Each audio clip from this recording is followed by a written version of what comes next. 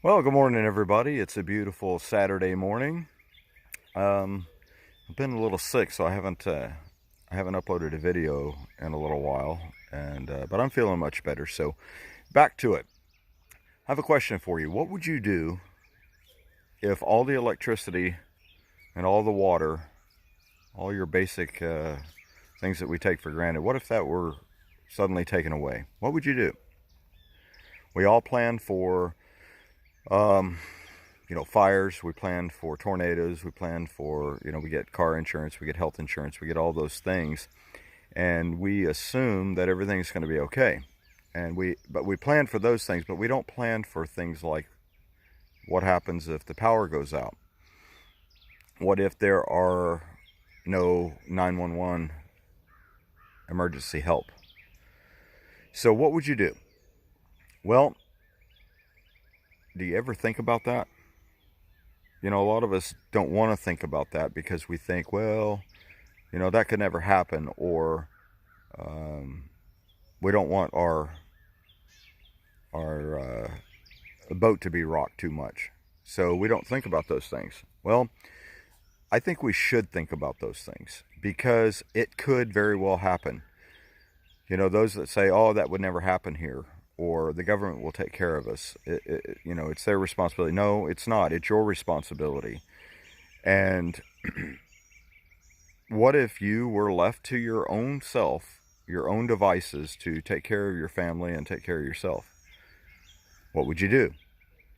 The government has done studies over and over and over again to study what would people do under certain circumstances. And one of the things they've been studying since the 50s, they've done many, many, many studies about this, and there's a lot of computer data about this that basically states that within 72 hours, the average human being starts to become desperate, and they will do desperate things.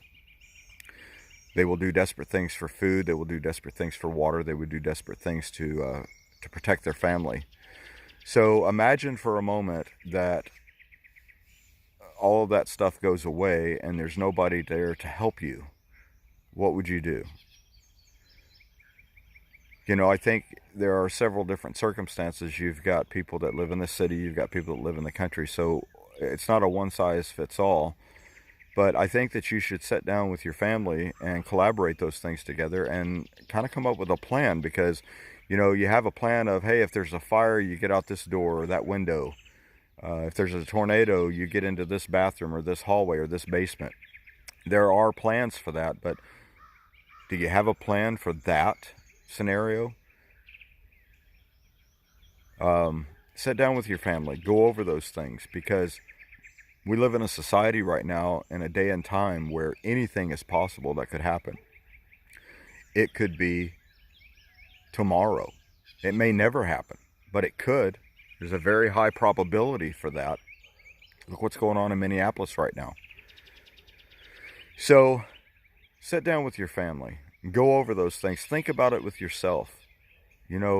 Run some scenarios through your mind, because anything is possible.